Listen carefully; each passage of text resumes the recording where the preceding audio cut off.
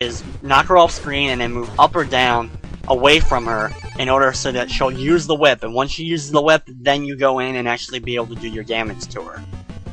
It really, like I said before, that's the best strategy I can really give for that boss, and like I said, even not much strategy for the first boss as well. The bosses in these games are designed absolutely terribly, and they're so hard to deal with that no strategy usually. It sometimes really just comes down to luck if you're going to end up winning the battle or not.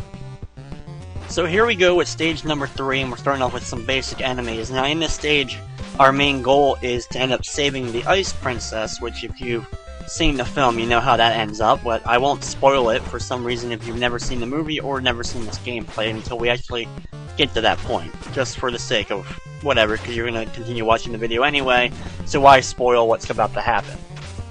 Okay, here we go with the Knife Ladies. The best strategy to use against them is to use the slide move into them, and while they're stunned, then you can hit them. If you can time it to do the slide and then follow by the A and B cape move together, that is your absolute best strategy to be able to take them out easily. But sometimes you're dealing with more than one of them at the same time. They're coming from both sides, one will throw a knife while you're trying to do the slide, and it ends up not working very well. I made that, I'm going to probably end up making them look pretty simple though, but trust me, they are the hardest enemy to deal with. I've just been a lot of practice in having to deal with these enemies. Like I said, do the slide, and then take them out. Usually, usually don't walk slowly into them from the front, because what's going to end up happening is they're going to end up just doing a charge move with their knife and end up stabbing you. So when you're going to go into them forward, always be going in with the slide, put them boot first into their legs. Because if you just try to walk into them and do like normal punch combo, they're end up going to just doing the stab move and knocking you right away. Now here's the variant color of there's red devil looking guys we fought earlier with the pitchforks. They're just green this time around. Not much else is different. And here we go, there's fat guys that are going to charge me. I'll use the cape against them when they charge. Okay, and there we go. And oh wow, the other one was already dead too. Okay, use the grappling hook to go into the window. Now in all these rooms, there's actually 3 of them throughout this level that we have to go into. And every one of them, there's an item to get by grappling hooking the chandelier on the ceiling. So it's very useful to do that. Now here comes actually a very funny scene. I mean, it's from the movie and all, and it's where Penguin's basically saying that he has everyone's vote, the sympathy factor's working. Now here's what's funny. I will record their conversation, it could be useful. He says that, and he's gonna start recording after the conversation has already happened. Now officially he would have said it beforehand, and then start recording what was said by them two that we actually saw in the dialogue box. I guess a little bit of bad programming, not to just go ahead and make Batman say that, oh look, I'm gonna record the conversation, and then show the dialogue. I guess just a little bit of a mix-up, and it ends up being a funny, stupid NES-style glitch thing, or whatever you want to call it, that makes the NES one of the greatest systems of all time, just for great things like that. Now, as you can see, I'm in the second room of the whole thing, and make sure that I hit the chandelier or whatever. I'm take out these green guys, a lot of fun to deal with here. Take them out. And I'm just going to end up leaving. There really ends up being nothing in that room other than just to go in real quick and take out those enemies. We actually are nearing the end though. We actually have one more window to go, and then we actually can continue on to the stage 3-2 part of the level. But we have these giant tall guys to deal with that are a real pain in the butt, just because they did that stupid walking animation where they walk quickly into me and like they stampede me over and knock me down. And it just ends up being pretty stupid. Oh fun, a knife lady. Slide into and do my cape move. There we go. Done, and now up into the window. And you can see there is the Ice Princess, the woman that we have to save here. Okay, the enemy's easily taken care of. I'm gonna go grab my batarang here from the chandelier. Go over and get her, but oh wait before I can get her, Catwoman runs in and picks her up and scoops her up, and now we gotta go follow Catwoman to save the Ice Princess. Okay. So here's a fun element of the game. This actually is a pretty different part, and actually one of the more interesting things. You're standing on the roof, and as you can see, I'm sliding down the roof every time I just stop and stand still.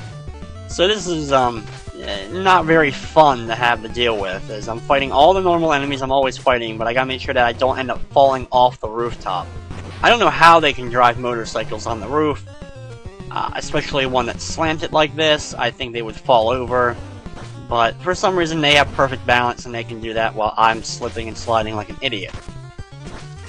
Fun little green devil dudes to mess with. Punch him in the face, one more hit, or one more series of hits actually. Slide across to try to get through here quickly, and there's another one of those fat guys.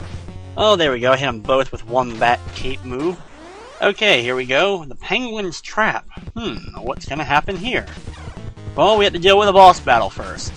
This barely clothed person with a sword. This is the stupidest battle to deal with. Basically, they just charge forward, and after they've charged, then we come in for an opportunity to do our combo move to them. It ends up being a pretty simple overall battle, and it's one of the easier bosses. But then you come over to the right side, and you realize, oh crap, there's another boss, which is, of course, another of the same boss that we had to deal with in the very first level of the game. So it comes down to me just doing a mashing button contest against him, and then he starts throwing me around like an idiot. This is just the biggest pain in the butt to deal with. The only way you can kind of avoid it sometimes is like what I did, where I was doing the slide move, but you know what? Screw this, I'm throwing a batarang at him to finish him. Oh! And what happened there? Oh well, now Penguin walks in and says, you know, I killed her, because he let off bats in order to knock the Ice Princess off the top of the roof and end up killing her, and now Penguin is blaming Batman for it all. Which we're gonna get actually, it's pretty humorous what ends up happening. Just seeing it, you know, it's a scene from the movie, but seeing it in 8-bit form is actually kind of funny. As now Batman chimes in that he says, listen to this, the conversation that, I recorded after it was already said, but somehow I have it. So now everyone starts, you know, getting angry or whatever, and they're gonna start launching random vegetables at the Penguin.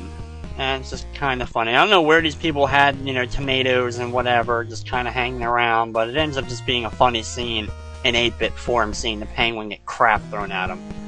And it's actually very humorous. And now the Penguin's ticked off, and now he's gonna get his revenge. Oh god, oh noes. So yeah, that's pretty much marking like kind of like the halfway point of the game, a little bit over the halfway point.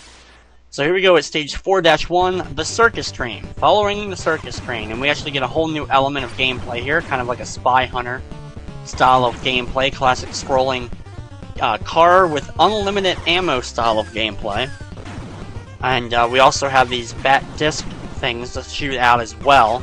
And as you can see, the random bodies that get thrown out of the building are not only humorous to look at, and the fact that they just get like, they land on concrete from going really high into the air. I mean, they just have to be obliterated by the concrete if they land face first on it.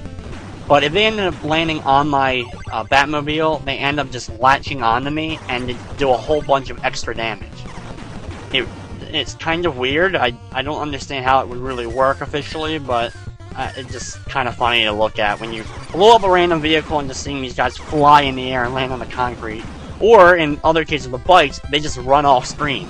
Somehow they can walk and run and jump just as fast as they were riding the motorcycle, which begs the question of why are they riding motorcycles if they can run faster than they can drive the motorcycle. I'm not really sure what the heck is going on with that. The only thing really good about this is it's not very difficult to deal with, and I can also fill up my health meter like I have already. Just filled it all the way back up. So now I don't have to worry about that, because the upcoming battle and the boss battle that's coming up at the end of this stage is the boss battle I mentioned earlier in the run of the game. That is my absolute least favorite boss in this game. I always ended up getting my butt kicked by him. Just a huge, humongous pain in the butt. Now, as I'm following the train, the circus train here, I had to watch out because they keep doing that charge-up shot at me, as well as launching little tiny explosive balloons at the same time. A little bit weird, I think, at least, that these little tiny exploding balloons are also floating around and trying to take me out. Just like with the Giant Blast and other random vehicles filled with random carnival members. And if that balloon hits me, it explodes and does a little bit of damage. Also, after I've hit it, it explodes, and if I'm in that little bit of explosion that it leaves, I also take damage. So it's just a lot of extra crap to have to deal with. Plus, like I said, with one of the tougher bosses to deal with, I want to try to make sure I have as much health as possible before having to go into that boss battle. Now, we are nearing the end here, as everything's kind of like I'm stuck and it's slowing down here. And eventually it will stop, the train stops, slows down, and we actually now will get out of the Batmobile and go by foot in stage 4-2, rescue the children, as all the random children have been captured and are being taken away by the circus train. Okay, so we now have the acrobats to deal with. This is a lot of fun. These are one of the harder enemies to deal with, but very simply, the best way to deal with them is when you knock them off screen, they always do like a far jump, really long jump to get back to where they were or where you're standing. So if you time it correctly when they're jumping back in from the left or right side,